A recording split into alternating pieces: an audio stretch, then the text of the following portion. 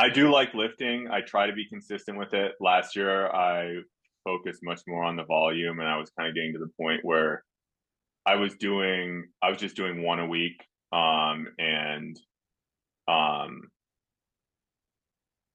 nothing super intense.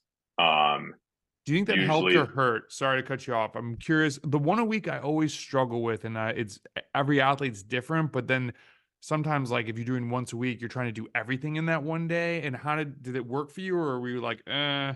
sure. I think once a week is a tough spot to be in. I think it's like enough to see like to to maintain, but I think it's hard to see much progress. Okay. And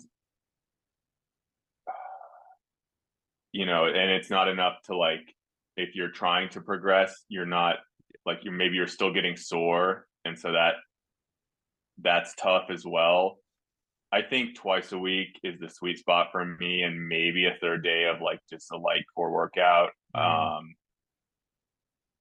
Twice a week is usually what I shoot for. I don't do a ton of upper body anymore. I used to more. I try to just focus on getting like full lower body. I always do a little bit of arm, but it's like, one or two sets.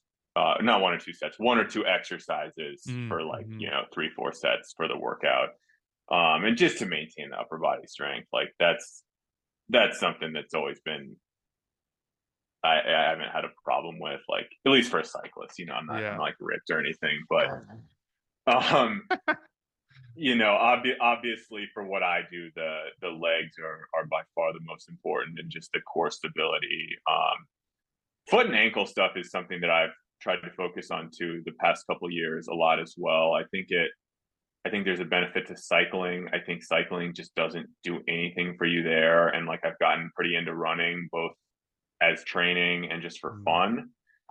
And like I'm like, okay, I gotta like do something here because it's What? it's hurting my running. So what Um, kind of foot and ankle stuff? like calf raises, Okay.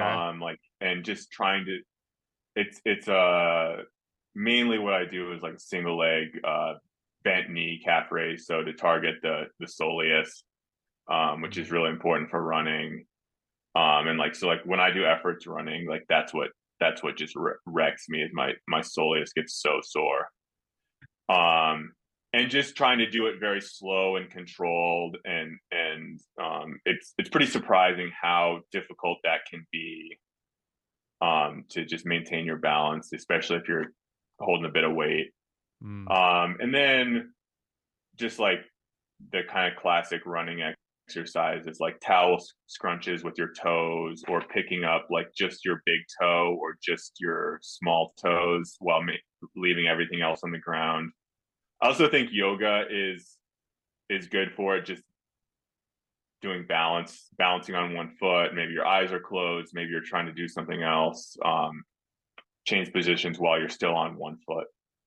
You're gonna have a lot of people doing some weird stuff during this podcast. I'm trying to do the big toe right now. I'm like, oh, this is way more challenging than I Yeah, expected. at first, it's like I was like, "Is this even possible?" But like, yeah, I'm like looking at just my foot. that I'm like, don't move. Come on, you can do this. Have it's you a ever done yeah, any it's a like weird any hip specific stuff?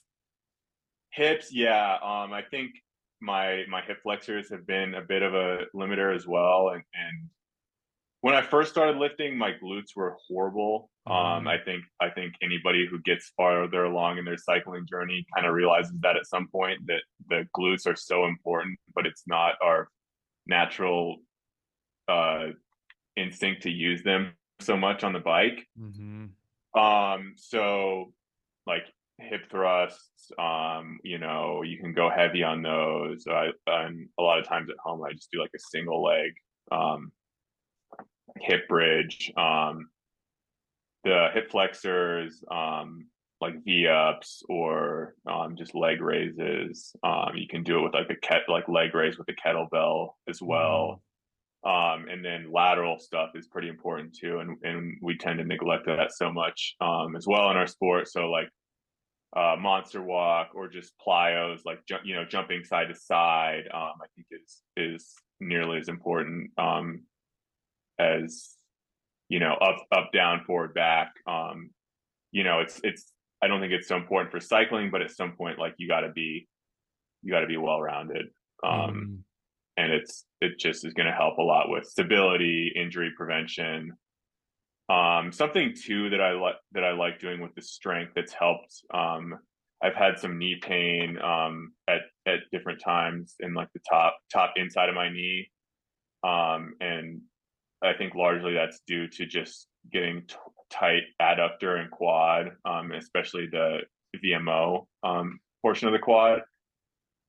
Something that's helped me with that is, first of all, not ramping up the volume too quickly. I think just like after a break, that's when it's hit me. The knee pain is hit is if I just do too much too soon. Mhm. But like Bulgarian split squat, because that really challenges you to keep your knee tracking correctly, that a lot of other exercises don't. So just doing a split squat and being very, very strict about your knee staying stable and not coming in towards the midline. And if your adductor is weak, it's not really an adductor exercise, but if your adductor is weak, you're going to feel it Mhm.